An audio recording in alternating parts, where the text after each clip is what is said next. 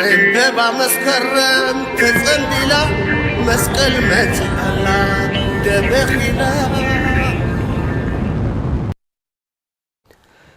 سلام تعنا هبلنا زخبركم متخاتلتي تلفزيون تግራይ على تسنبت مشيت ساعه 1 زحزنا معلتاو زيناتات حجنا قربنا لنا زيناتات ساعه بمراح انا تخل تخفله بملكت ቋንቋ ሰለሞን ኃይሉ ምስ መላእሰው ሚያስቲዲዮ ቴሌቪዥን ትግራይ በመዃን ሓቢርናኩም ክነምሲና ሰናይ ምክታል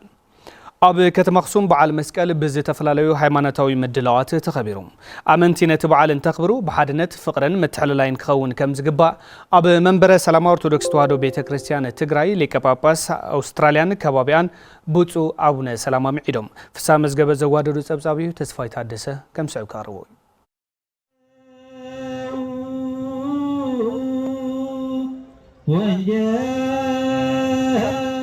ኣብ ርእሰ ኣድባራት ወገዳማት ኣክሱም ጽዮን በዓል መስቀል ብዝተፈላለየ ሃይማኖታዊ ስነ ስርዓታት ተኸቢሩ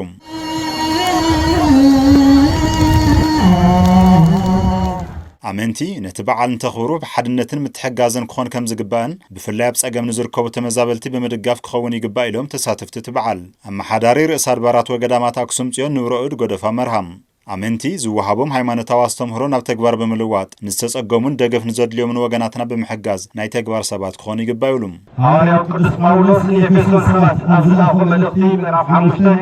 ካብ ቁጥሪ 15 እስካብ 18 እምበኣር ተጠንቀቑ እዚ ዘመን ክፉእ እዩ እሞ ነቲ ዝተዋሃበኩም ግዜ ብምሉእ ኣብ ረብሓን ናውዕኩም ከም ዓያሾ ዘይኮነስ ከም ለባማት ንበሩ ስለዚ ፈቃድ እግዚኣብሔር እንታይ ምዃኑ ዝተውዕሉ እምበር ዓያሾ ኣይትኾኑ بمنفس قدس لأتمر أمبر نابتفات لزرصح بلست أيتسكرو إلكم صحابنا تكنا دعوتنا عينتكم كغسل صيون أيزاكم كصاوي صيون أيقاكم كمرة صيون لبونكم كفبر صيون نسكب كتفلي لزمن بزلوتنا كايدا كدسنا عديد ترغبتون كدسنا صوت عقل خيل كتقولون دقنا أسوع كنتيبا كتما أكسوم أيتتكو هايلوم مأخل منبر سلامة أورتودكس توهاد بيتكريستيان تግራይ ዝኾነት كتما أكسوم ሃይማኖታውን ህዝባውን በዓላት ብሰላማዊ መንገዲ ክኽበሩ ምምሕዳር ኣብ ጎኒታ ቤተክርስትያን ኮይኑ ይሰርሕ ከም ዘሎን ነዚ ዝሕግዝ ንቤት ጽሕፈት መንበረ ሰላማ ዝኸውን ቦታ ከም ዝሃበ ይዘኻኽሩ ህዝቡን ምሕዳርን ከተማ ኣክሱም መንበረ ሰላማ ዝኸውን ልዕሊ 3 ሄክታር መሬት ኣዳልዩ ብፁዓን ኣቦታትን መራሕቲ ውድብን መንግስትን ኣብ ዝተረኸብሉ እምነቱን ኣዕሚቁ ኣረኪቡ ኣሎ أوست الدكان تركان هزوي بالتهرار نصفه أو حتى بزيار تجمير فودا زلعة تارا كلها وسط العدن دكان زلعة هزوي كمتي تارها خمس واسع زلعة المتلنا منبر سلامة أورتودكس توهاد ቤተክርስትያን ትግራይ ሊቀ ጳጳስ ኣውስትራልያን ከባቢያን ብፁዕ አቡነ ሰላማ ትርጉም መስቀል ኢየሱስ ክርስቶስ ሓድነት ፍቕርን ምክኣልን ብምዃኑ ኣብዚ ሕዚ እዋን ዝረአ ዘሎ ሓድነት ዝዘርግ ተርእዮ ንጎኒ ብምግዳፍ ኣመራርሓ ትግራይ ንህዝቦም ከገልግሉ ይምዕዱም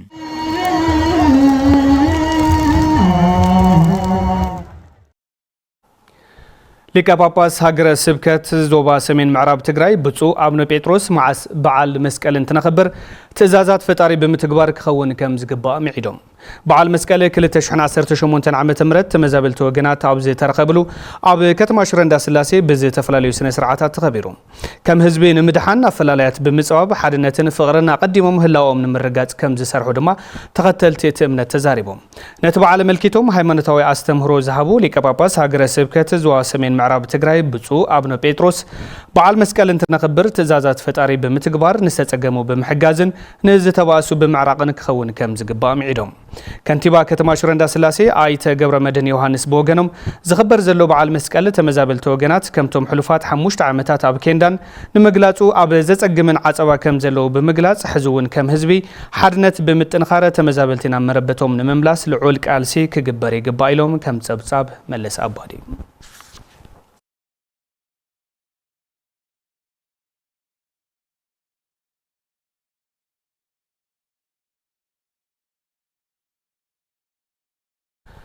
መስቀል ብዛዕባ ትግራይ ጉጉይ ስእሊ ንዝሓዙ ኣካላት ትኽክለኛ ምስሊ ብምቕራብ ዝዕረየሉ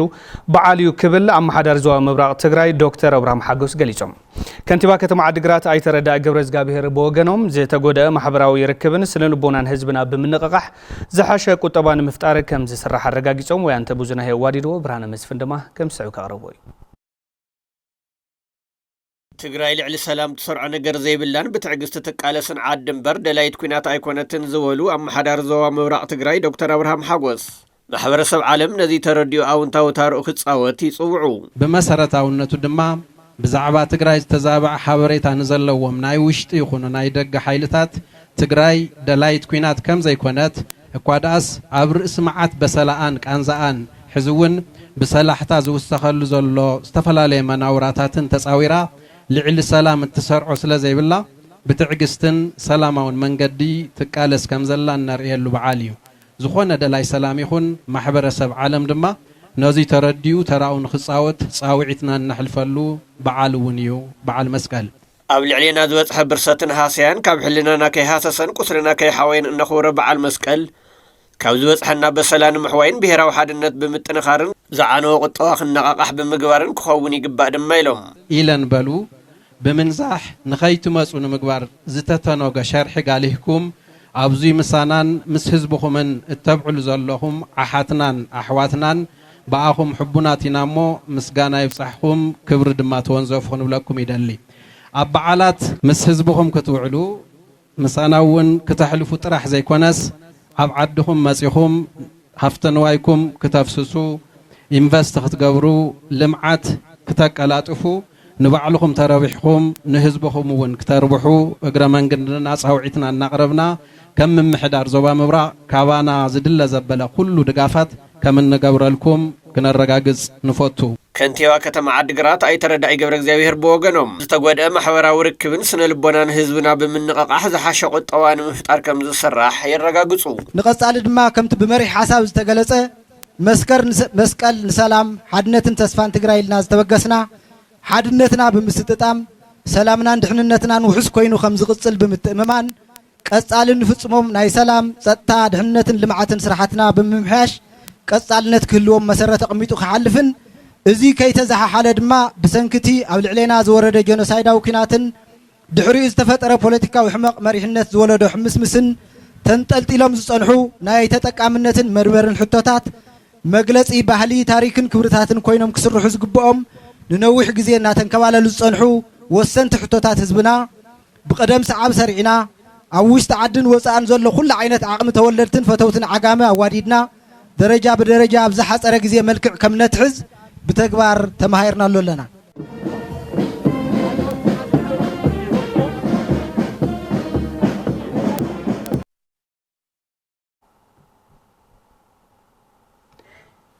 በዓል መስቀል ንዘመናት ዝዘለቐ ምክኣልን ሓድነትን ዘስምር ሃይማኖታዊ ትውፊት ብምዃኑ ክዕቀብ ይግባእ ክብሉ ነበርቲ ከተማ ዓብዪ ዓዲ ገሊጾም። ኣብታ ከተማ በዓል መስቀል 2018 ዓመተ ምህረት ብዝተፈላለዩ ምድላዋት ብድምቀት ዝተኸበረ እንትኸውን እቲ ሃይማኖታዊ ትውፊት ኣብ መንጎ ተጋሩ ንዘመናት ዝዘለቐ ምክኣልን ሓድነትን ዘስምርን ዘጠናኽርን ብምዃኑ ተጠናኺሩ ክዕቀብ ከም ዝግባእ ነበርቲ ከተማ ዓብዪ ዓዲ ገሊጾም። መራሕቲ ትግራይ እውን ካብ በዓል መስቀል ስኒትን ሓድነትን ተማሂሮም ንህዝቦም ከገልግሉ እቶም ወሃብቲ ርእይቶ ወሲኾም ገሊጾም። ኣካየዲ ስራሕ ቤተ ክህነት ዓብዪ ዓዲ ሊቀ ካህናት ሊቀ ትጉሃን ሃይላይ ተስፋ ማርያም በዓል መስቀል ኣረጊት ዓመት ሰኒና ብሩህ መጻኢ ብተስፋን ሰናይ ትምኒትን ንምቕባል ሕብረትን ሓድነትን ፈጢርና እንቕበለሉ ሃይማኖታዊ በዓል እዩ ኢሎም። ከንቲባ ዓብዪ ዓዲ ኣይተ ተኽላይ ተስፋይ ብወገኖም በዓል መስቀል ሃይማኖታውን ባህላውን ትውፊቱ ሓልዩ ክኽበር ኣካል መስሕብ ቱሪዝም እታ ከተማ ንምግባርን ምምሕዳሩም ትኹረት ሂቡ ከም ዝሰርሕ ሓቢሮም ክብል ሪፖርተርና ንጉስ ኣማረ ጸብጺቡ።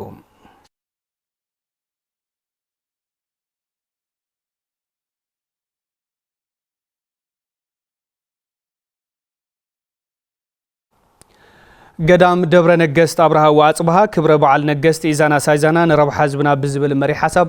4 ጥቅምቲ 2018 ዓ.ም ንምብዓል ዝተፈላለዩ ምድላዋት ይሰላጥ ከም ዘሎ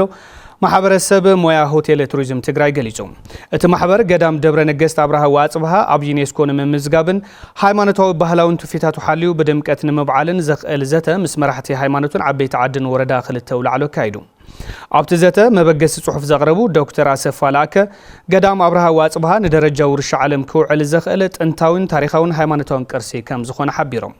قدام أبرها وأصبها كاب حدا كوع تفلفلوس تسرح بمخانو أدماساوي واقع بهريات بهلاوي ترجمو هاجراوي دوبات زسجر ننوي حوان نقدت كوينو زجلجلن يجلجل زلون بمخانو أب يونسكو بقرسنة عالم كمزجب يخليلهم تساتفتي تزت بوجنهم اتقدام مسحب توريزمن فلفل اتوتن كخون كمون أب يونسكو نمزجب كل محبرسب ميدياتاتن كالوتا كالاتن قدوم كتصاوتو تصاوي تقريبهم كم صبصاب يرسلم قبر مدن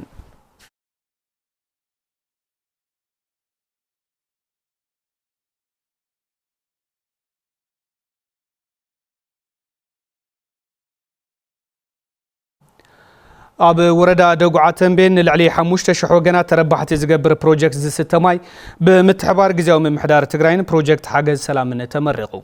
البروجكت بعسرت 1 مليون بر دقافي UNDP كمون 1 مليون زقمت وصاي كباب حبرت سبستشفنيو. نبرتي وردا دقعة تنبين كتمال العصا بسنك حسرت قرب صرويز ستماي نزي تفلالي وصان من قلت عني كالعو كم زنبرون البروجكت نزنبرهم تقم كم زك على اللو من تزاربهم.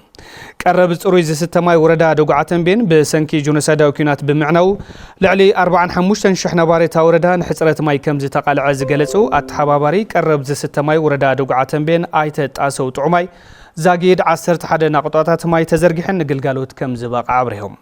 مكتل حلافي بيرو هافت ماي تግራይ ايتታት طرحدوش بسنكي جونسايد وكينات 71 ميتاو تكالات ماي تግራይ كم زعنوا بمغلاص بروجكتات ماي ناب نبور نمملاس طمتتو هايبو يسرح كم زلو ገንዚቦም حلافي بيت صحفه داغم حويتن هنصتن تግራይ دكتور تيدروس ገብረዝጋብሔር اب ورዳ دغعتن بين العلي 5 شحوغنا تربحت زغبر بروجكت صوري ز 6 ماي العصا كاب UNDP بسترخب حاجز كم زتهانصن سرحت داغم حويت تطنخيرو كم زقصلنا ገንዚቦም كم سبصاب مرهو تسفاي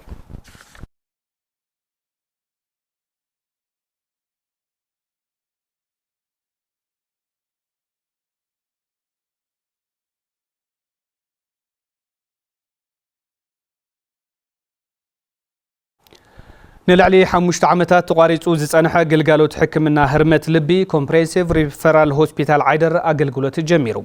ات هوسبيتال مستكال جبار سناي سيف لايف فور لايف بمخان ن10 حدا تحكمتي قلقالوت حكمنا هرمت لبي كم ذهب تحبيرو تسفاي تادسه توسخلو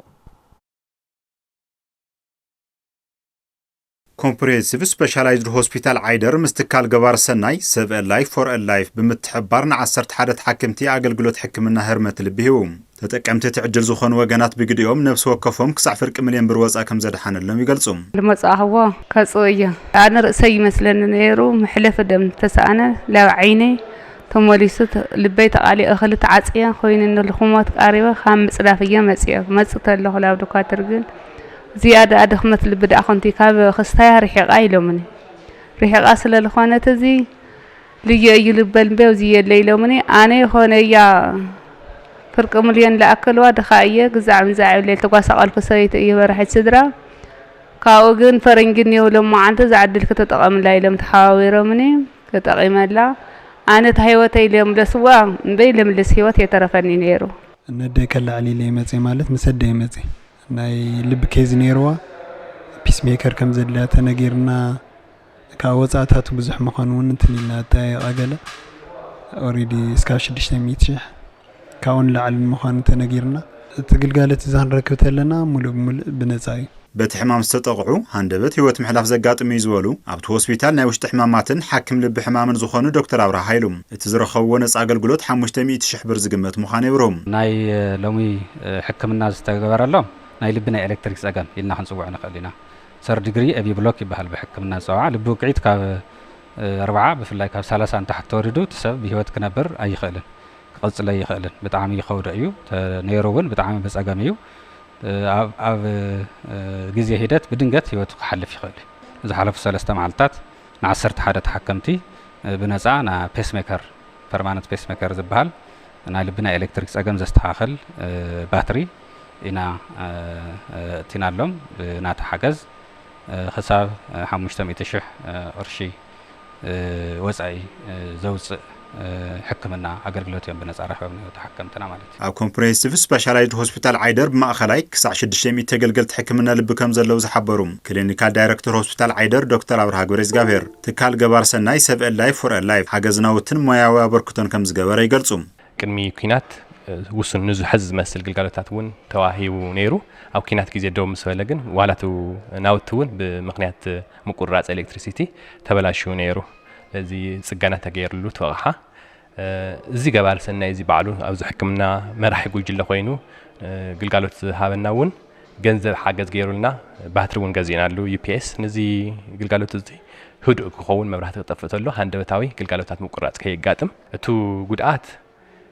ውሽጣዊ ጽገናታት ንምክያድ ጥራሕ $40,000 ኣድሊና ነይሩ እሱ ናብ ናይ ኢትዮጵያ ቅርሺ ተቐይሩ ኢና ከፊልና የሽዑ ብዝነበረ ናይ ቅየራ ማለት እዩ ከቅድሚኡ ግን እታ ናውቲ $1.2 ሚልዮን ይመስለኒ መበገሲያ ዝነበረ ማለት እዩ እና ካብቶም ዓበይቲ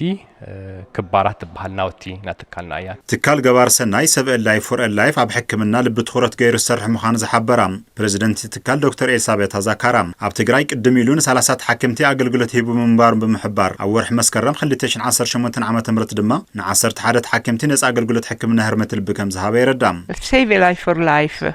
is an organization only for cardiopathic patients. Save a Life for a Life ኣብ ሕክምና ልቢ ትኹረት ገይሩ ዝሰርሕ ገባር ሰናይ ትካል እዩ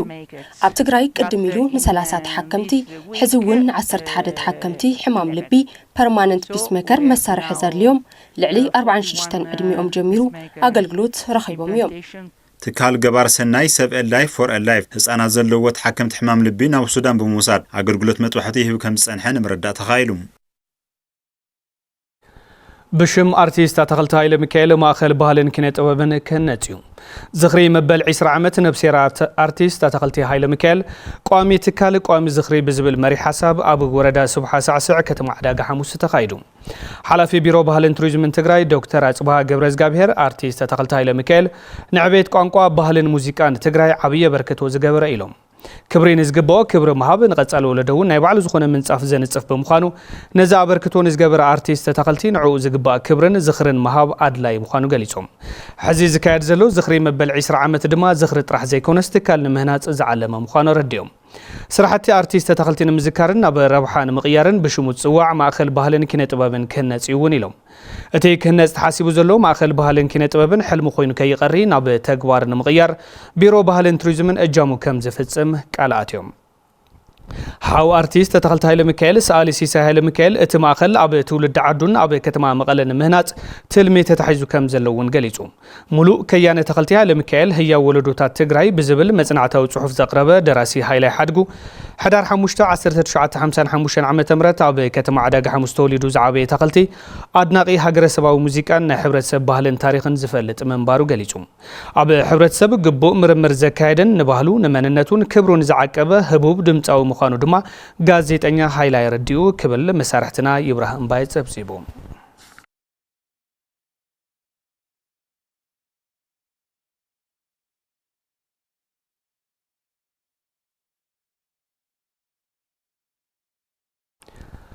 ማእኸል ምርምር ሕርሻ ሕሙራ ብሰንኪ ኩናት ዝጠፍኡ ዓሌታት ዘርኢ ምትእኻብን ዘለው ከይጠፍኦም ምዕቃብን ይሰርሕ ከም ዘሎ ፍሊጡ ሃይለ ስላሴ ገብረ ሚካኤል የጓዲድዎ ገብረ ዝጋቢር ገዳሙ ከም ሰዑ ካረቦ እዩ ማእኸል ምርምር ሕርሻ ሕሙራ ብሰንኪ ኩናት ከቢድ ዕንወት ካብ ዝወጽሖም ማእኸላት ትካላት ምርምር ሕርሻ ሓደ እዩ እንትኾነት ማእኸል ምርምር ኣብ ሸራሪ ኮይኑ ዝራእቲ ከይጠፍኡ ኣብ ምዕቃብን ዝጠፍኡ ኣብ ምብዛሕን ይሰርሕ ከም ዘሎ ተመራመርቲ እቲ ማእኸል ጎይቶኦም ጣዕመን ኣለም ብርሃን ቀለምን ዝገልጹ ኮይኖም ካብ ሃገር ቻይና ዘምጽዎም ሓድሽ ዓሌታት እውን ከም ዘሎ ሓቢሮም እዚኦም ብሕሙራ ሕርሻ ምርምር ቅድም ክብሉ ተለቀቁ ዓይነት ሰሪጥ በሃገር ደረጃ እዮም ስለዚ እዚኦም ዓቂብካ ብጽሬትን ሒዝካ ጽዋሕ ንግሆ ናፍትና ይጽሬት ዘለዎ ዘርኢ ምብዛሕ ንኽቆጽሉ ኣብዚ ደረጃ ጽሬቶም ወዲኦም ናብ ዘርኢ ምብዛሕም ዝቆጽሉ ስለዚ ካብኡኻ ካብ ቻይና ተኣታተው ሓድሽ ዓሌታት እኒአውና ካብቲ ዝነበረ ሕጂ ዘሎ ዓሌትና ማለት እዩ ቀዲሞም ቅድም 2 ሰሙን ዕምበባ ዝዕምብቡ ሕጂ ክሪኦም ከለና ኣብቲ ከባቢ እኒአው ማለት እዩ ቀዲሞም ዳርጋ ዕምበባ ይዓጽውለው ማለት እዩ ትዝድለ መጠን እንትን ሒዞም መጠን ዝዓጎሉ ሒዞም መጠን ምህርቲ ሒዞም ይዓጽውለው ማለት እዩ أوزي صراحة نصرحهم زلنا تكنولوجي نايم لماد تكنولوجي نايم وصا صراحة نصرح لنا كأودما زرعنا بزح صراحتي نصرح لنا بتمساسالي እቶም ዝተማሓሹ ዝወፁ ዓሌታት ዝራእቲ ሳቶም ድማ ናብ ማሕበረሰብ ናይ ምትትታው ስራሕቲ ንሰርሕ ለና በዋናነት ማለት እዩ ካብዚ ተወሳኺ እቲ ማእኸል ንበጋይ ዝኸውን ቀለብ ዘርኢ ኣብ ምብዛሕ ከም ዝርከብ ዝገለጸ ድማ ተመራማሪ ፍስሓ ኣርአያ እዩ እቲ ዘርኢ ከይጠፍእ ተባሂሉ ኣብዚ ላሕሚ ዓተር ዝበሃል ዓሌት ተመስገን ዝበሃል ዓሌቱ 1 ሄክታር ዝኣክል ኣብዚ ንሰርሕ ለና ከም ትርእይዎ ዘለኹም ኣብ ጽቡቕ ደረጃ ኣሎ ዓድና كنسجر كلنا خنكيد كلنا تزار أزي حزنا عدنا خيدنا بقايت خم عينت إدلات انترخينا بقلب درجة خي يقول لنا خي تفعلنا حزنا سيب غيرنا نسأل نحزلنا مالتي علامات مأخل تمازا بلاي حبر السب ناب مربوطو أبزم لسل وان مرز زر حيزو بمسناح تتأكوين مقبار مخانو اتم تمارا مرتقاليسهم حزبنا بوتو خملس كله مالتي كاب زر زيت أقام ኣብ ዘርኢ ሒዝና ለና ጽሬቱ ዝሓለው ደረጃ ዝሓለው ጽርሕስ ዋሕን ጎኦ ኮይዱ ኢንፑት ክኸውን ተሕርሻ ማለት እዩ ሓደ ዓላማ ኣለዎ ተመራና ሃለና ልዕሊ 500 ዓሌታት ሰሊጥን ዝተፈላለዩ ነይሮምና እዮም እዚኣቶም ከም ዘለው ጠፊኦምና እዮም ሙሉእ ብሙሉእ ስለዚ ዓሌታት ናይ ምትእኻብ ስራሕ ኢና ሰሪሕና ማለት እዩ ስለዚ 150 ዓሌታት ሰሊጥ ካብ ዝተፈላለዩ ማእኸላት ካብ ዝተፈላለዩ ምርምራት ናይ ኤአር ምርምራት ካብ ፓዌ ካብ ኣሶሳ ካብ ደብረ ዘይት ካብ ዝተፈላለዩ ናምጻና ኢናውዚ እንትን ጌርና ማለት እዩ እቶም ተመራመርቲ ወስኾም ካብ መረቦት ተማዛቢሉ ዝርከብ ህዝቢ ናብ ቦቱ ክምለስ ኩሉ ብዕቱብ ክሰርሕ ጸዊዖም ኣብ ዞባ ደቡብ ምብራቕ ትግራይ ወረዳ ደጉዓ ተንቤን ዝወቃ ሓያል ዝናብ ኣብ 143 ሄክታር ተሓራሲ መሬት ከቢድ ሓደጋ ከም ዘብጽሐ ምምሕዳር ወረዳ ደጉዓ ተንቤን ኣፍሊጡ كما جلسوا محداري وردا دوغ عتنبين ايت جبر كيروس ارغاوي 16 مسكرم 2018 عام تمرت برد حويس زوقع حيال زناب اب لعل زباص حزراتي كبيد حدغا بصحيو خلتميتن 84 مراحتي سدرا حرسو تاب حدغا كم زودقون حبيرو ممحدارم وردا دوغ عتنبين حدغا نزبصحم وغناتن مدغاف بزكالو كم سرح زغلصو ايت جبر كيروس منغستاون زي منغستاون تكالات حاجز نخغبرو اتوم محداري صوعي تقريبهم بتي حيال زناب غدات زبصحم حرسو تبوغنم سدرو من انسسو من اب كبير حدغا كم زودقو بمغلاص منغستن جبر سناي تكالاتن اب حاصير غزي كبصحلوم صاوعوم كبل حبريتا كومونيكيشن زوادو مبراق تግራይ صبصيبو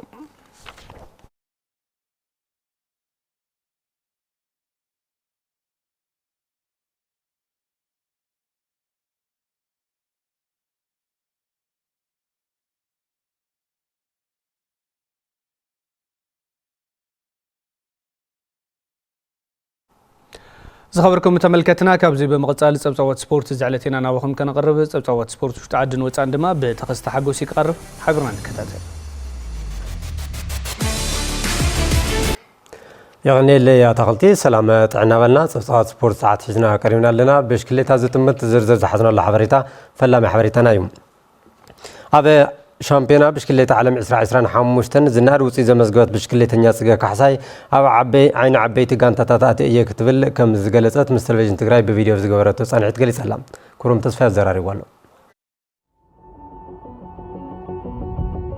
نفلما جزء أبوغر أفريقيا رواندا كي قال بسخيدة شامبيونا بشكلة أفريقيا زدمات على داميت بشكلة أسجاك حساي أب مرها قبرو درس رجع جونيور ركانسيوز حشا وزيتن من مزجاب تسفى بمقباريو نابول قدم بشكلة عاتيام أو خزي أو عالم شامبيونا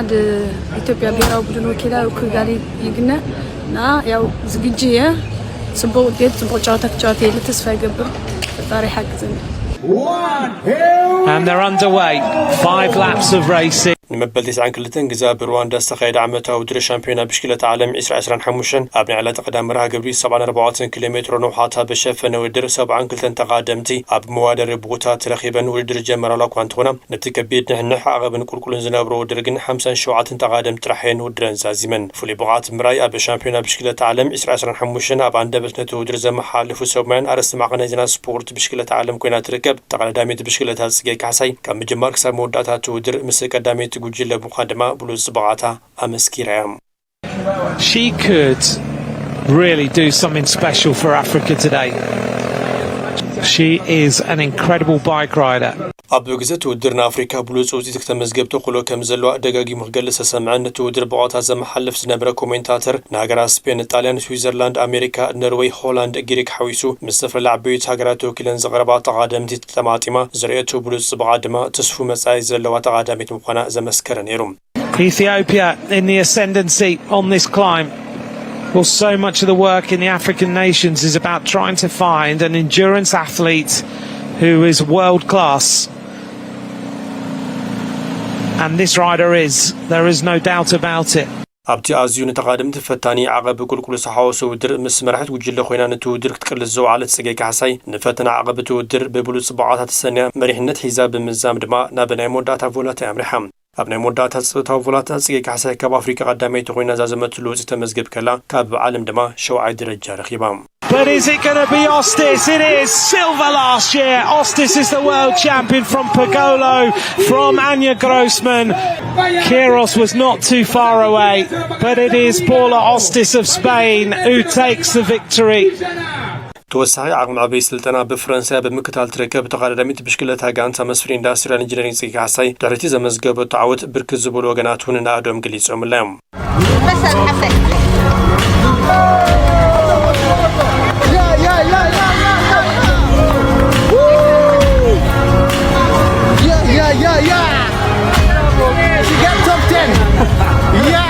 ድሕሪቱ ውድድር ምስ ቴሌቪዥን ትግራይ ካብ ሩዋንዳ ብቪድዮ ጸኒሒ ዝገበረት ብሽክለተኛ ጽጌ ካሕሳይ ብሓፈሻ ኣብ ሻምፒዮና ብሽክለታ ዓለም 2025 ኣብ ሳተፈትሎም ውድራት ዘመዝገበቶ ውፅኢት ብምዕቃብ ኣብ ቀጸልቲ ውድራት እውን ዝበለጸ ውፅኢት ንምምዝጋብ ከም ትሰርሕ ትገልጽ።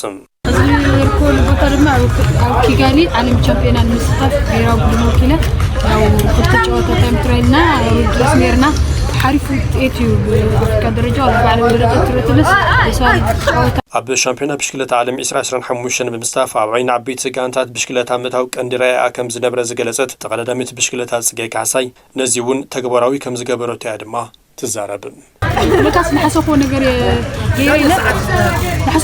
የገይረይለ ተስፋ ይገብር ምክንያቱም ዓይኒ ዓበይቲ ማትና ኣብ ዓይኒ ፈረንጀ ዓለማት ካት ተስፋ ገይረ ነይረ ያው ውጤት እውን የጸለቆ ጨዋታው እውን የጸለቆ ኣብ ሻምፒዮና ብሽክለታ ዓለም 2025 ብሉፅ ውፅኢት ዘመዝገበት ጽጌ ካሕሳይ ናብ ዓበይቲ ጋንታት ብሽክለታ ዓለም ብምጽንባር ዝበለጸ ውፅኢት ንምምዝጋብ ከም ትሰርሕ ድማ ተዛሪባ። She is an incredible bike rider. ናብ ዝሕሸ ብርክን ምብጻሕ ጠንኪሮም ይሰርሑ ከም ዘለዉ ድማ ሰልጠንቲ ፕሮጀክት ኩዕሶ እግሪ ላይፍ ገሊፆም ኣለዉ። ብርሃነ በየነ ዘራሪቦም ስዕ ምድላው ዳሊሉ ኣብ ከተማ መቐለ ካብ ዝርከባ ማእኸላት መሰልጠኒ ኩዕሶ እግሪ ማእኸል መሰልጠኒ ላይፍ ተጠቃሲት እያ። ኣብታ ፕሮጀክት ተጠሪፎም ዝሰርሑ ዘለዉ ሰልጠንቲ ሰገናት ትሕቲ 15 ዓመት ዝወሃቦም ዘሎ ስልጠና በርቲዖም ይሰርሑ ከም ዘለዉ ይዛረቡ። ብጣዕሚ ጽቡቕ ኣብ 8 ግዜ ሶሉስ ቀዳም ሰንበት ካው ልገርም ክለብ ዓዊ ክለብ ካዘን ዓበይቲ ክለባት ሓደ እዩ ዝወሃቦ ስልጠና ብጣዕሚ ታይዝ ባለለወይ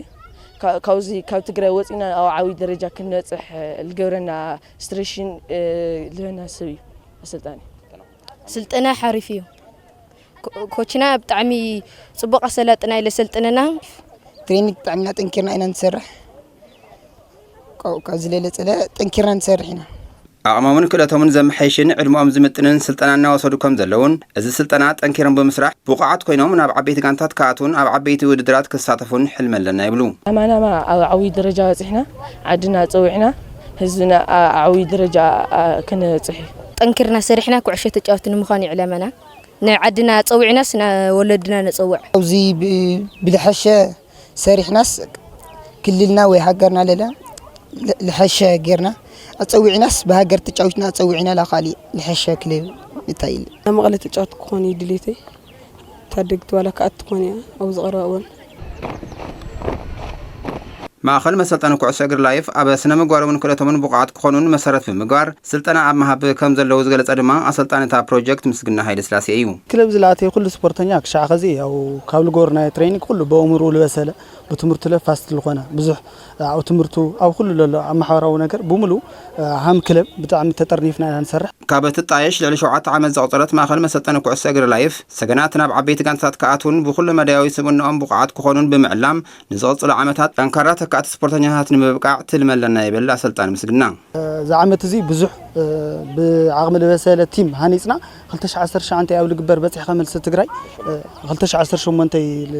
ልግበር በፂሕካ መልሲ ትግራይ ልክንሳተፍ ንዓና ዝተዋፅኦ ልክንገብርና ሃም ቲም እሱ ላሰራሕና ንርከብ ማእኸል መሰልጠኒ ኩዕሶ እግሪ ላይፍ ኣስታት 200 ሰልጠንቲ ሰገናት ብምሓዝ ስልጠና መሃብ ትርከብ ካብ ወፃኢ ጉዕዞ ተኸታተል ዓወት ጋንታ ሊቨርፑል ትማሊ ከም ዝተኸለፈ ዝዝከርዩ ጋንታ ክሪስታል ፓላስ ድማ ኣብዚ ዓመት ዚና ዓበይቲ ጋንታታት ፈታኒት ምዃና ብተደጋጋሚ ተመስክረላ ጋንታታት ሊቨርፑልን ክሪስታል ፓላስን ዘካይዶ ፀወታ ሕሉፍ ዕቋር ከም ዝስዕብ ድሓስቡ ኣሎ ፀብፃብ ስፖርት ሰዓት ተዛዚምና ንምክታልኩም ነመስግን ናብ ተኸልቱ መልስኩም